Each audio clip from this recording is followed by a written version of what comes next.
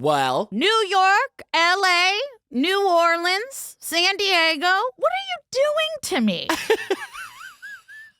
honey, I'm like Carmen San Diego. Where in the world am I? Okay? Truly. Where in the world is Joey Taranto? Oh, good work. Solid work there.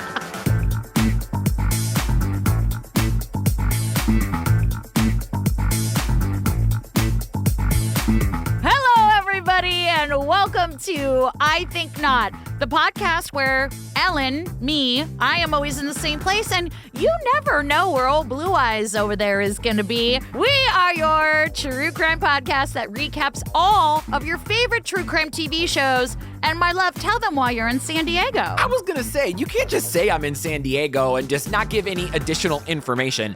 Yeah, so yesterday, with these wildfires in California and Los Angeles, I am just not gonna wait around to see how this turns out. And the air quality was bad, so around noon yesterday, I'm like, pack it up, Edie and Tucker, we're getting the fuck out of here. And we got in a car and we drove to San Diego. Yeah, and Joey and I had a previously scheduled phone meeting, and Joey's in the car, I'm on the train, Lola has norovirus, his cats are screaming, we're on this important call, we are just two.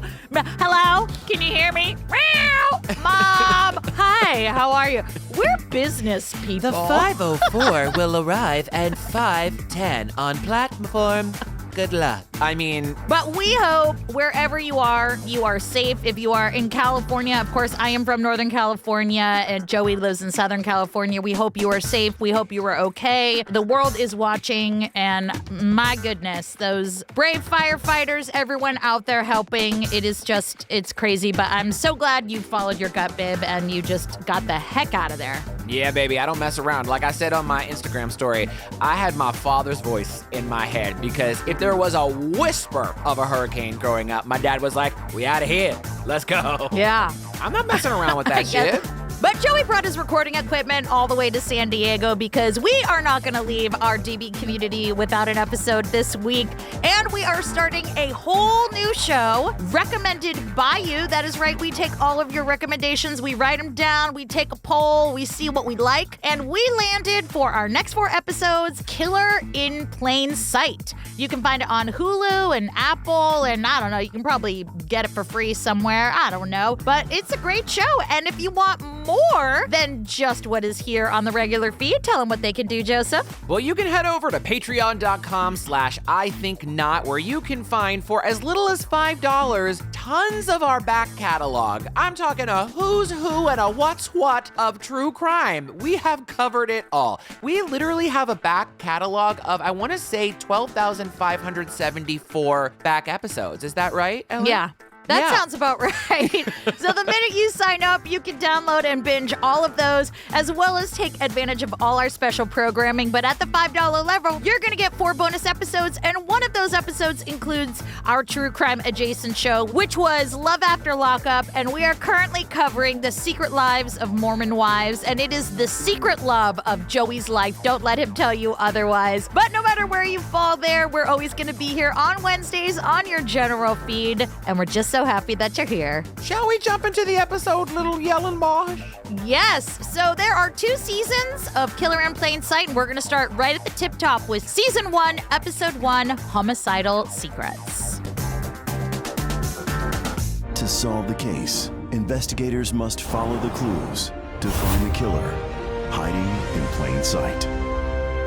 Let me just say before we jump into the episode, this show is only half an hour long. And when we first chose it, we were like, oh, that just doesn't seem like a lot. But I like it because sometimes in the longer episodes, they pad it with repeat things we don't need. Y'all, this is going to be 30 minutes of jam-packed information the whole time. So don't let the time fool you. This is a great show. Yeah, it is. Well, it is February 24th, 1986, and we are in Van Nuys, California. Okay, babe, we haven't done this for a really long time. We know everything that happened in 1986. Well, no, we've never done 1986. Do you know what the number 1 song was in 1986? I don't think we've ever done it. I'm pretty sure we have, and I want to say that it is it Take My Breath Away? Oh, that's what friends are for. Keep smiling. Keep shining, knowing you can always count on me. I don't think we've done that one, babe. It's a I really great don't. song. Dionne Warwick, Gladys Knight, Elton John, and Stevie Wonder. Can I tell you a really, really quick funny story? Oh, Jesus. What? Okay, Elton John wasn't supposed to be in it. It was Luther Vandross, and Dionne Warwick ran into Elton John at the grocery store, and she was like, hey, Elton John, you know what? You'd be so good on this, and we need someone to play the piano. Can you come tomorrow and record this epic song? And he said yes. Come on, you did not know that story. I did not know that story. All right, you're welcome. Sorry, we haven't done that for a long time. Keep going with your story.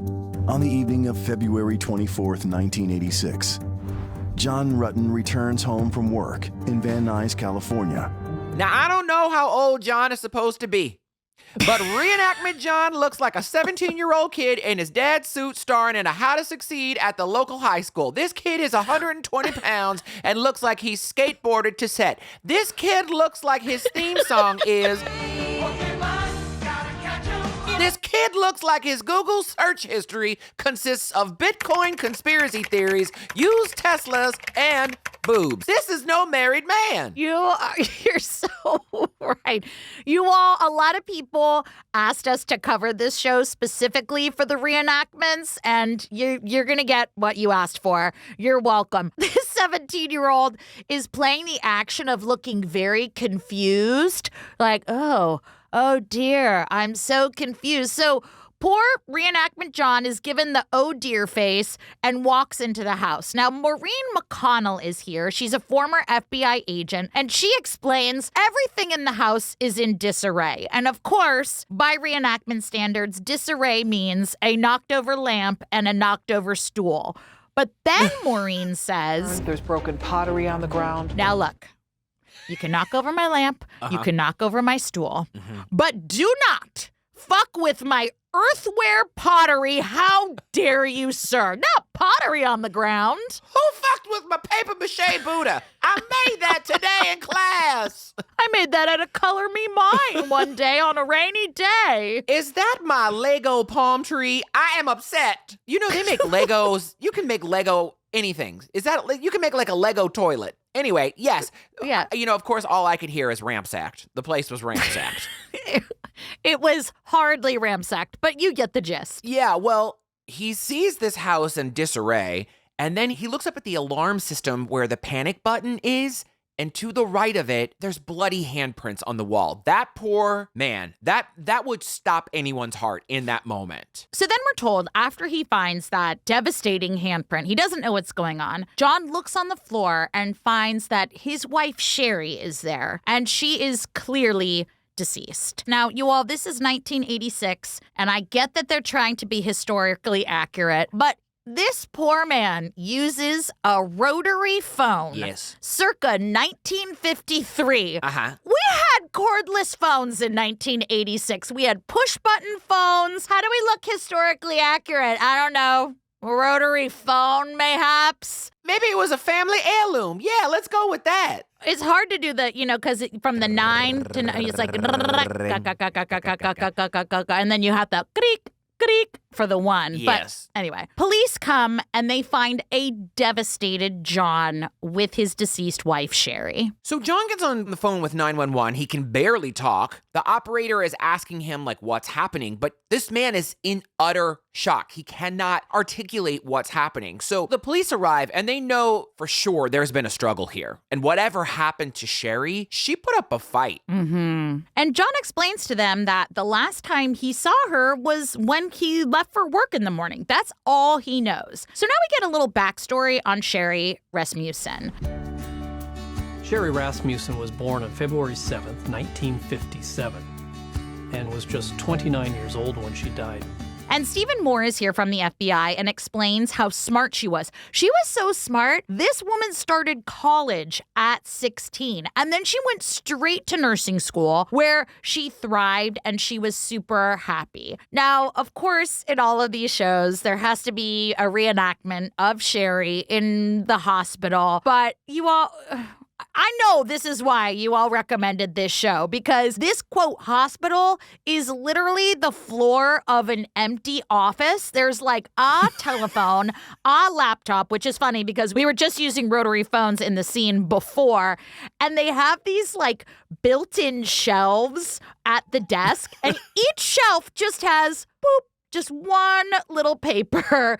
And then, Joey, I don't know if you noticed this, on the counter with the single pieces of paper was just a row of arbitrary rubber ducks. What? No, I did not notice that, but you notice all that shit. 5 I know this is why you all sent this show to us, but it's just pieces of paper, a laptop, and 5 rubber duckies. They were like, this makes it look fun. This looks like a hospital in the 80s. I mean, hospitals in the 80s where you could smoke cigarettes in the waiting room. Don't believe me? Go watch Steel Magnolias.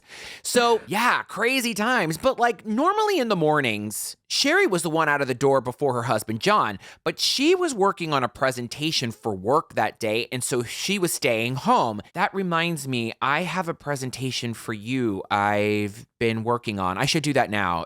Now's fine, right? Yeah, what is it, Bim? Okay. Hit the lights, Rick. Great. Okay, thanks. Welcome to the presentation of Reasons Why Ellen is a Cunt. This will only take 12 hours. No food or drinks, please.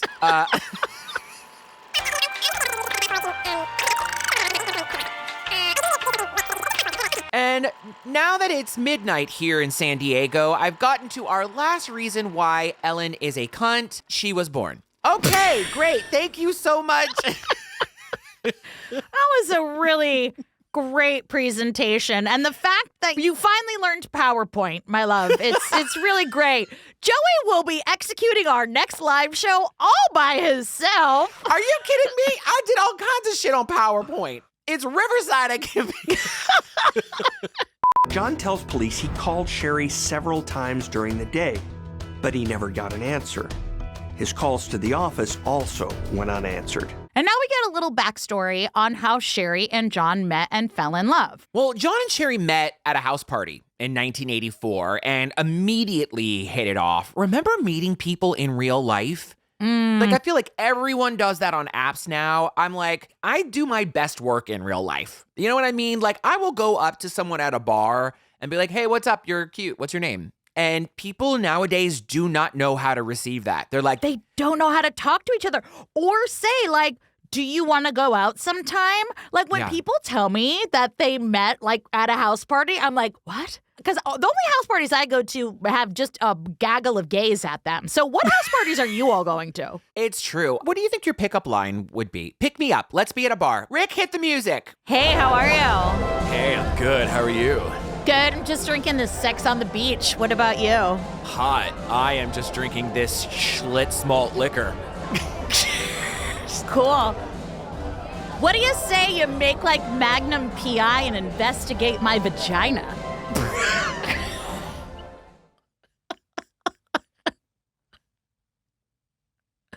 It needs a little deep investigation. Wow. You're so hot. You know, I have a question for you. Yeah, Your hand looks heavy. Can I hold it for you? sure. Great. Was that your pickup line, Joey? I don't know. Wait. Let me try another one. Okay, hold on. Let me do a better one. You know, I'm pretty good at algebra. Oh, yeah? Yeah, I could be your ex so you don't have to figure out why. Maybe this is why I'm single. Okay, I'll just do what I do best. I'm just going to do me. Ready? Let's try one more time. Ready? Okay. Hey, Hey. wanna fuck? Okay, you know what? In the spring of 1984, Sherri meets John at a party, and their connection is instant. In short time, John moves into Sherri's condo. They got married November 23rd, 1985, and we see a picture of their wedding. You know what I'm sure she had, Joey? Waterfall flowers. Waterfall flowers. A white limo and waterfall flowers. If you're not good at math like me, that's only 4 months later. And what's strange to everyone is they seem genuinely really happy. So going to the crime scene, the police find a pile of electronics at the base of the stairwell. And of course, we see a picture of the crime scene. There's a VCR and a CD player. Ah, a CD player. Gather around the campfire, children. Back in the days of yesteryear, we had a flat, round piece of plastic that stored and played all of our music. Well, just about 80 minutes worth. And that was called a compact disc, and we shortened that to a CD. It revolutionized the way we listened to music. We thought we were living in the future, children, but you had to be very careful because if you breathed on it wrong, it would scratch and just play. How will I know? Oh, oh, oh, oh. That's right, children. We would scour Tower Records or Sam Goody for the perfect CD and get home and see the little pamphlet with the lyrics and promo pictures. And even if you just wanted that album for one song, you had to buy the entire compact disc. What a time to be alive, children. And they were so bulky, too. There had been a string of burglaries in the area, but none of them involved violence. This burglary would have gone off without a hitch, if only Sherri had gone to work that day. So here's the thing. At this point, the cops are thinking perhaps Sherri interrupted a burglary, you know? Now, recently, this neighborhood had several burglaries, but none of them were violent. But maybe this one went sideways because Sherri just happened to be home. And what's really upsetting is Sherri had been shot in the chest 3 times. And they also found a blanket near Sherri with 3 bullet holes in it. And it appeared that the murderer had used this blanket to try and muffle the sounds of the gunshot. And they went as far to say that any one of those shots by themselves would have been fatal. So this was at very close range, and it was very specific. She also had a series of cuts and bruises around her face. Not in the episode. She also had loads of other defensive wounds. So they think because of this cut on her head and the broken pottery that the burglar/murderer probably used a vase to hit her over the head at some point. All of this indicated that Sherri definitely fought for her life. There was a massive struggle. They also found a bite mark on her forearm. And whoever did this bit her really hard. And what's wild is that the only thing missing from Sherri and John's house is their wedding certificate. Now listen, yes, all of this indicates a burglary gone wrong. But of course, investigators are like, listen, we've been down this road before. Her husband, John, was the last person to see her alive. We have to dig into this. We have to investigate more. Of course. And they check into John's alibi, and all of his coworkers and everyone at his office was like, nope, John was here the whole day. He was acting normal. There was absolutely nothing out of the ordinary. And then the police realized that just a couple days after Sherri's tragic murder, 2 men robbed another woman at gunpoint. Now, thank goodness she was not harmed, but this was really close to John's home. So they're like, okay, so maybe this was a burglary gone wrong and Sherri was in the wrong place at the wrong time. And so the police continue to follow every lead that they get. That is until Sherri's dad, Nels, appeared and he was like, I got something to say and y'all need to hear it. He's like, I think y'all are backing the wrong horse here because this burglary gone wrong theory, no. Have y'all looked into my son-in-law, John? He is acting very fucking sus. He didn't tell me how my daughter died. I had to find that out from someone else.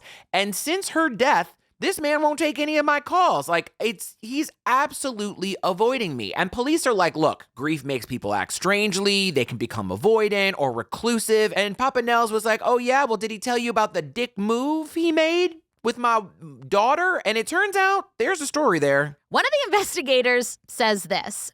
It seems that his daughter wasn't the only woman who drew her husband's attention. That is probably the nicest way I have ever heard someone call someone a potential cheater. Yeah. This guy was meeting the milkman, if you know what I mean. He was dipping his wick in someone else's candle wax. That was very soft. Nels explains that one of John's ex-girlfriends used to come over, unannounced, and a little bit more than would make any average person comfortable. And one day she comes over and Sherri answers the door. And she's like, hey, John promised he would wax my skis. And Sherri's like, you promised to wax your ex-girlfriend's skis? John, that's really weird.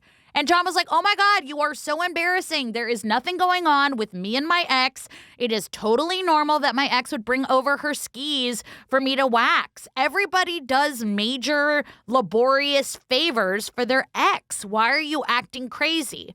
Nels does not like any of this behavior. Well, also, wax my skis sounds like a euphemism. Hi, John promised to wax my skis. Like sex? No. I actually brought skis. These are skis. I actually, I want to hit the slopes in this winter and I need them. I need a good wax up. But still, very odd behavior. Put a pin in that. Well, a little bit later, the ex comes back to get her freshly waxed skis, and Sherri is like, okay, great, take your skis, and bitch, don't ever come back here. You are weird, you are inappropriate. And John butted in to tell his ex, hey, sorry about that, not sure why my wife is acting weird. Here's your skis, I buffed them real good, and good luck on those slopes. Well, Sherri was fucking pissed, because it's like, I am the one who shares this house with you. In fact, I own this place. You moved in with me. It's not appropriate. It's just not appropriate. And she came over unannounced. It's just not appropriate. You all want to talk or text or email. You're not doing favors for your ex. It's inappropriate. Sorry. Yeah, it's totally inappropriate. And Sherri was livid. And she's like, how fucking dare you? John says, there's nothing going on. Why are you being all weird? Imagine. I'd be like, you know what? You're so right. I don't mind. Just like I guess you won't mind that my ex-boyfriend who has no gag reflex is coming over and I'm going to help him ice my cupcakes. Oh, yeah, that's a little different, isn't it, John? You didn't like that. Oh, no, it's not a euphemism. It's not. And I'm going to ice his cupcakes. Does this change different? Is this different for you now? The fuck? Do you want to ice my cupcakes? I feel like I've already iced your cupcakes in a lot of ways. You know what I'm saying? Okay. Well, start a rumor. We get a little backstory on John. John Rutten is outgoing, good-looking, and athletic. He plays basketball at UCLA and graduates with an engineering degree in 1982. But during that time is when he met Sherri. Sherri went to another school, but more on that later. Yeah, and here's the thing about John. Husband John was so grief-stricken, he quit his job. And he moved away. But Sherri's dad, Nels, was all, wherever you go, whatever. He was telling the police all kinds of info and posing the most important question. Have you looked into the ex-girlfriend, Stephanie? Oh.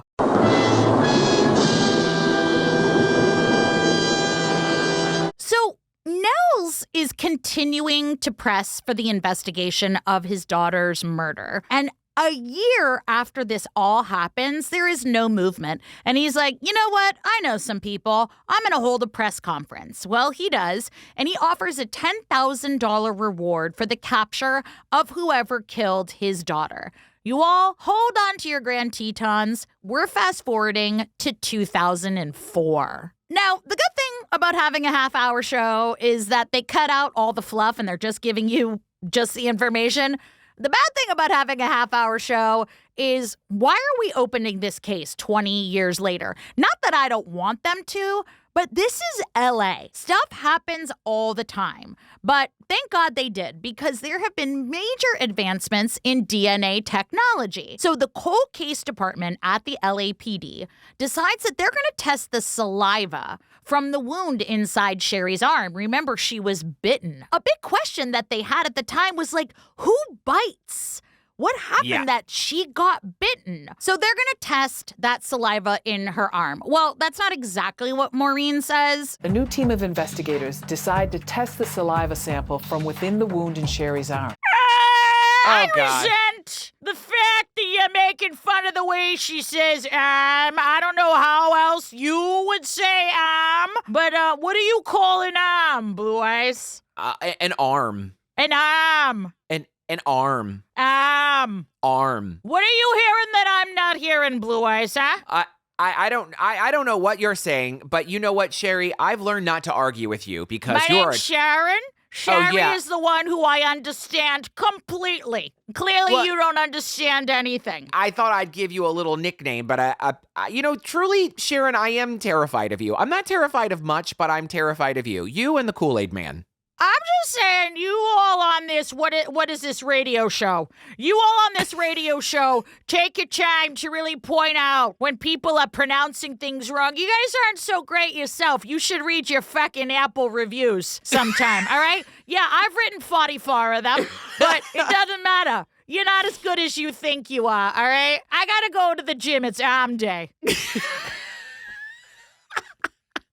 I appreciate you keeping us humble. Yeah, fuck off. Criminologist Jennifer Butterworth reopens the cold case, hoping to use new DNA testing techniques. Jennifer Butterworth, terrible last name. And she's like, let's get these tests going, right? So here's the thing. All the samples, they're gone, right?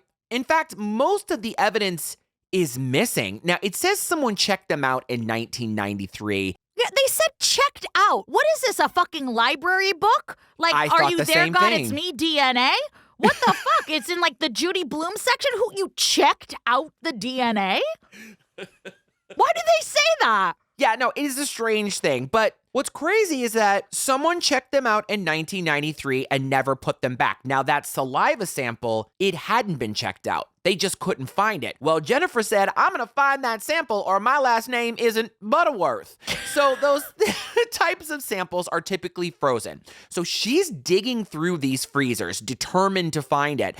And finally, she stumbles onto a small envelope that simply says Rasmussen on it, and it was shoved in the back. And inside, she finds that missing swab. Which is crazy. It was just like a rogue envelope back there. It's wild that she found it. So now they have a couple of options, right? They have the burglar gone wrong theory. Mm-hmm. Maybe John had something to do with it. But remember Dad Nels was like, hey, did you look into John's ex-girlfriend, Stephanie? So they show us a picture of reenactment Stephanie. And honestly, I truly had no idea that Kristen Wiig got her start during reenactment acting. But Kristen Wiig is here, you all. Can somebody get her agent on the phone? Because I had no idea. Congrats. Because remember, she exhibited all that weird behavior, right? Like she couldn't go to Dick's Sporting Goods and get her skis waxed. Yeah. That's Stephanie. So now they have the swab and they have better DNA technology. So can they solve this cold case?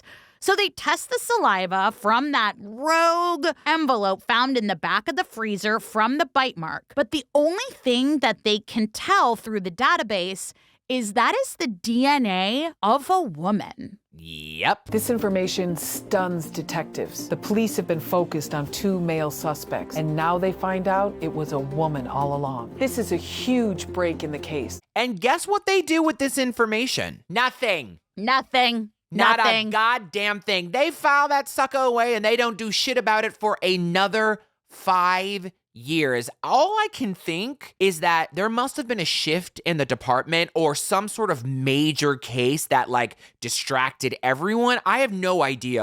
I mean, to be fair, it is the LAPD. They're like, we got gang wars. We have the crack epidemic. We're a little bit busy to solve this cold case. Like, of course we want this case solved, but you're right. Something probably diverted their attention because they were like, oh my God, it's a woman?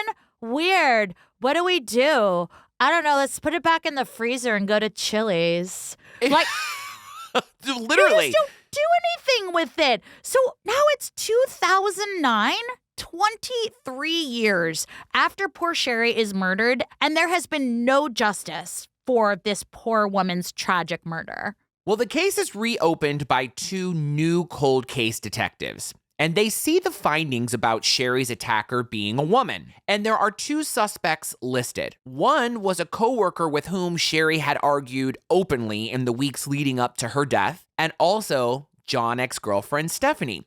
Well, guess what these cold case investigators find added to the file as evidence? A small, handwritten note that simply says, She was a police officer. Sherri Rasmussen was killed 20 years ago by a female police officer, Stephanie Lazarus. that shit's wild. They also learn about some other weird behavior that Stephanie had exhibited. She had shown up at Sherri's work. She showed up with the weird skis. Like, this was sort of a habit. And so now they suspect Stephanie. And they're more than suspect her. They're like, we think Officer Stephanie Lazarus murdered Sherri. Now, here's a little backstory on her. Stephanie attended UCLA, where she met John. They became friends, and they dated. Eventually, she joins the police academy, and by 1983, she joined the LAPD. And then a little later on, Stephanie learns John is engaged to another woman, and she is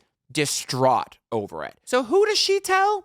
John's mother. Oh, yes, she wrote a letter to John's mama saying, I love John and I'll never understand why John did this. Call Jesus. Don't call me. I pushed the man out of my vagina and made sure he didn't die for 18 years. My job is done. My work here is done. This is on him. Write him a 4-page letter, Aaliyah, not me. And like I said, we learned that Kristen Wiig had shown up at Sherri's house many times, and she showed up in uniform. Of course, the uniform is an oversized Banana Republic shirt with a black tie and a badge from Party City. Parker, can you show that picture right here?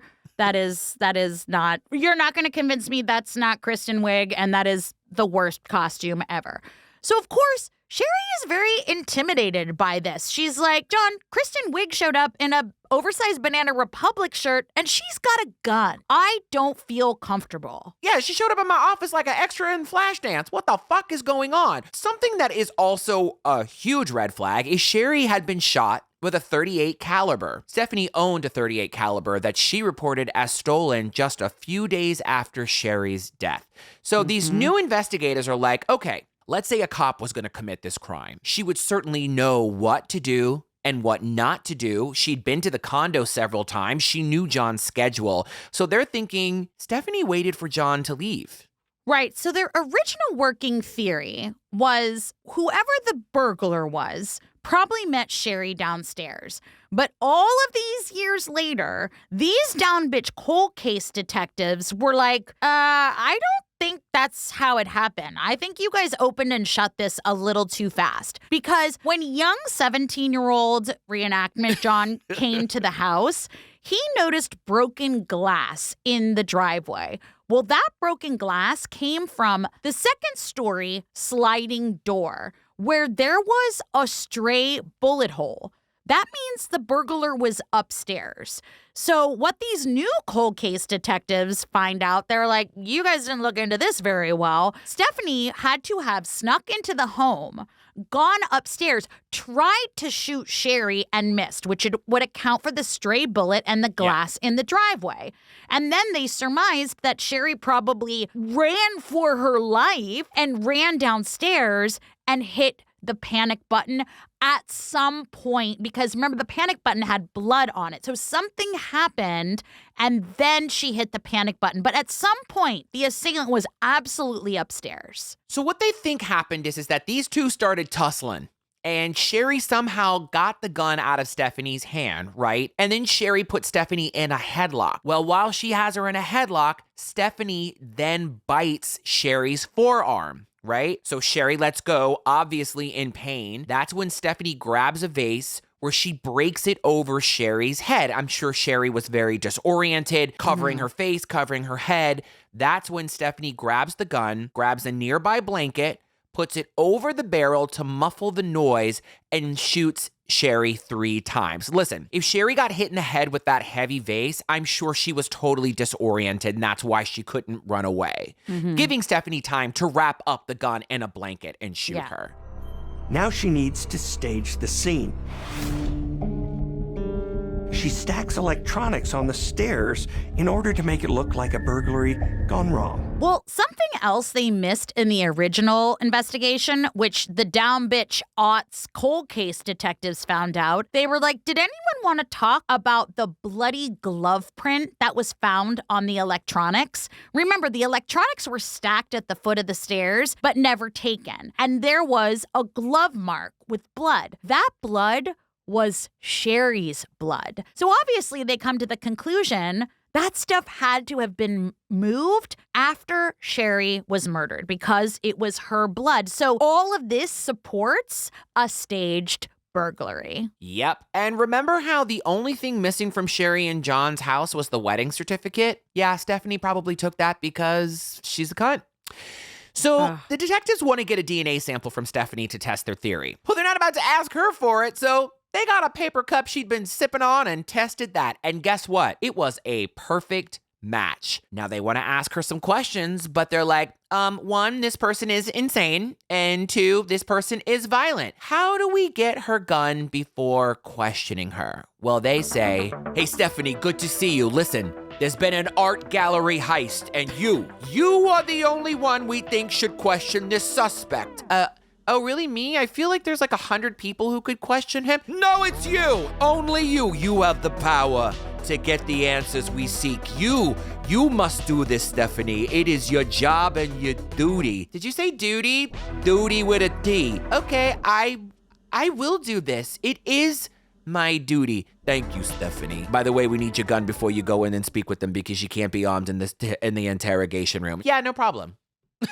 Voila, they got the gun. I love how they have to stage this whole scene because they're terrified of Kristen Wiig. Like, you all are so terrified of this woman. Isn't that a clue? Yeah. So we see the actual video of them questioning her. Stephanie, I don't know if you know my partner. Hey, Greg. Hi. Sure, nice to meet you. Do you know John Rutten? Rutten. And they're like, yeah, bitch, John Rutten, you all went to UCLA, you had a love affair, he waxed your skis and did the euphemism stuff. Yeah, John Rutten. Oh, yeah, I went to school with him. You did? Yeah. Do you know who she was or anything? God, it's been a long time ago. We may have. I may have seen her at his apartment. Jeez. She is playing this. Oh my gosh, I don't know. Sherri. I meet people come and go so quickly these days. I think I had my skis waxed one time. I don't know. It's just, this memory, No, the real thing I only know about Sherri is it's a song by Steve Perry. Great song. Have you listened to it? You should listen to it. I mean, it's just ridiculous. And then as this interrogation moves on, she gets super defensive because she's like, are you blaming me? Are you blaming me for her murder? Are you implicating? Tell me now. Are you insinuating it's me? And then eventually she's like, I'm leaving. And they're like, all right, well, you're free to go. Thank you for your time, Stephanie. Just kidding. You're under arrest. We never miss the bad guys here. We got him, boy. Good job, Wadsworth. So then in 2012, remember this happened in 1986. Crazy. Stephanie Lazarus is taken for trial for murder. So with everything pointing to Stephanie, the timeline, her showing up all those places, and the DNA evidence, what on earth could the defense for her not guilty plea be? And they were like, she's a police officer with an impeccable record. Also, DNA evidence is flawed. And John actually speaks out in court. Sherri's death occurred because she met and married me. Brings me to my knees. He admits that he slept with Stephanie while engaged to Sherri, and 3 years after the murder. I mean, I don't know what this woman is talking about. Sir, I'm an officer of the law. I would never. And actually, finding out that he slept with Stephanie while he was engaged to Sherri, to me, explains a lot about why he was trying to defend Stephanie when she would show up at the house, because he was terrified. He probably knew she was a ticking time bomb and that he never should have slept with her because she probably couldn't let him go. And he's like, she could ruin my life at any moment, so I have to play Mr. Nice Guy. Well, on March 9th, 2012, Stephanie is found guilty of first-degree murder and sentenced to 27 years to life. And currently she is serving her time in the California Institute for Women in Corona, and she is eligible for parole in 2039. Poor Sherri. You all, that is not the end of the story. I went in deep. I knew it wouldn't be. I just want to say, this isn't my opinion. This is the opinion of many people online and the cold case investigators who went back all those years later. They kind of just open and shut this case. They were like, this is a burglary, shut it. They really didn't do much for this poor woman, and it would not have gotten a second look because the family kept calling the LAPD, as we all would if it happened to one of our loved ones. And the LAPD would put them on hold, hang up on them, and they were like, this is LA in the 80s. We don't have time for you, which I get it. But this is this person's pride and joy. It's their daughter, it's their sister, it's their friend, it's their wife. They did not do anything. And that is not me saying that. They're basically like, we got people, selling crack on the street. Sorry about your daughter. They were very callous towards the family. Even Jennifer Butterworth, tragic name, who was the one who discovered the DNA, even she went to her supervisor, and the supervisor was like, no, we looked into everything. And poor Jennifer was like, but it's a female. And remember that whole harassing and stalking bit? Her superior said, oh, yeah, you mean the LAPD detective? Yeah, no, wasn't her. She wasn't part of this. And Jennifer was even just brushed aside. So when they reopened this case in 2009, I guess it was like a slow year for crime or whatever, I want to acknowledge the two officers that reopened this case because they just found it incomplete was Officer James Natal and Pete Barba. They were the ones who were like, we should look into this. This was not done very well. And they were the ones who were like, why didn't anyone talk about the bloody glove print on the electronics? Okay? So I just want to say that Nels and those guys are the only reason that this family has closure. So I feel like their names were not mentioned in the episode, so I wanted to give them their flowers. So a couple of things. Stephanie Lazarus, remember how you said that she reported that gun stolen? She did, 11 days after the murder, to the Santa Monica Police Department. Why didn't she report it to the police department she literally worked at? So they assumed that she had thrown the gun off the Santa Monica pier and was like, hey, my gun is gone. Because you're in the police department all the time. Just go say your gun was stolen. All right.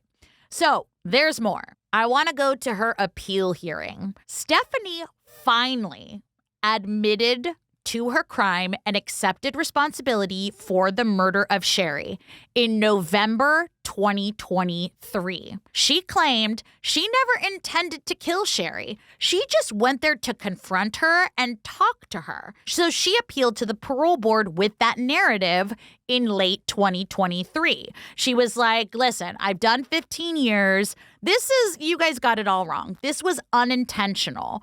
And so the parole committee was like, all right, here's this 64-year-old woman. She was convicted of murder. I think, she was given 27 to life, but we can let her out after 15 years. So the commissioner who oversaw that parole hearing determined that Stephanie Lazarus seemed remorseful and that she wouldn't pose a risk if she was released. Well, Sherri's family was like, we waited 30 years for a conviction and you're not going to make her do her full time? Abso-fucking-lutely not. So they made such a stink, and Greg Stearns, who's now a retired LAPD detective, also contested the claims. He said, quote, Stephanie Lazarus stalked her victim, chose a time and place when she knew she would have the victim alone. She bought cordage to bind her, not mentioned in the episode, used an improvised suppressor to execute her, staged a burglary, and disposed of the murder weapon and filed a false police report with an outside agency